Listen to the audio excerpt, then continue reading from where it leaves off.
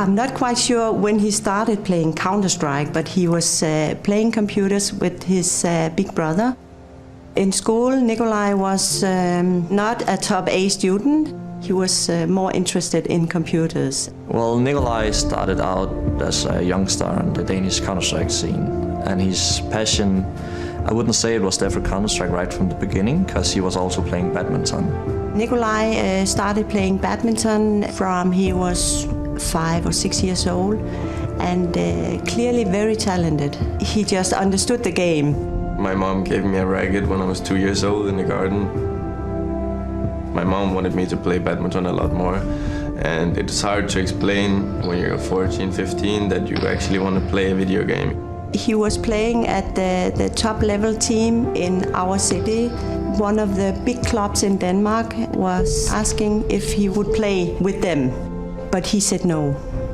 It was always like a 50-50 for me, and in the end it was an injury in the knee that made me decide I'm really good at this Counter-Strike game, I should continue with that.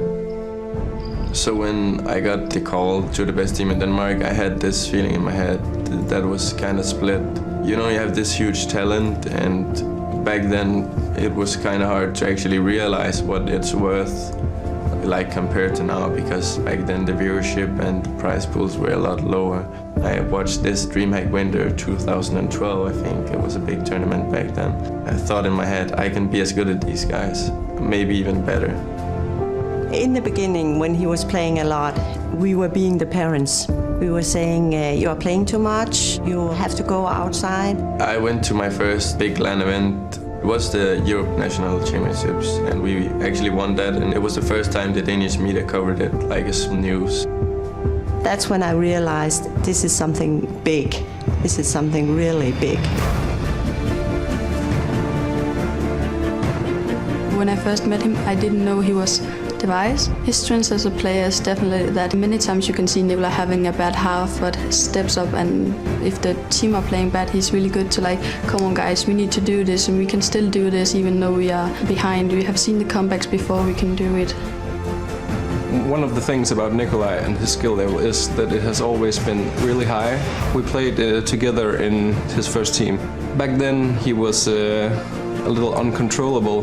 He tended to do his own thing, and I think his skill level today is kind of similar to back then, but the difference is that he has a lot of experience to go along with the talent. He has the whole package, but not until now that he has experience to control it.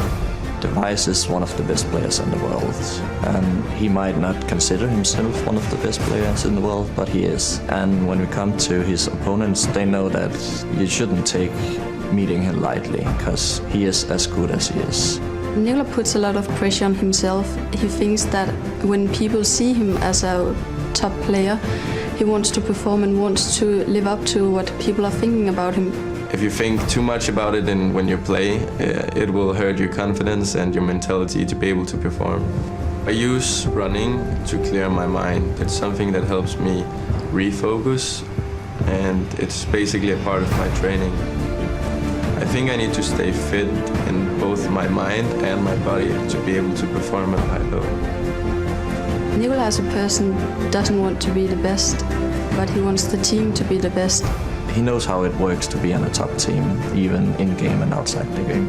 Nikolaj is one of the few players on the Danish Counter-Strike scene that has a mentality of not only being the best, but also behaving as one of the best.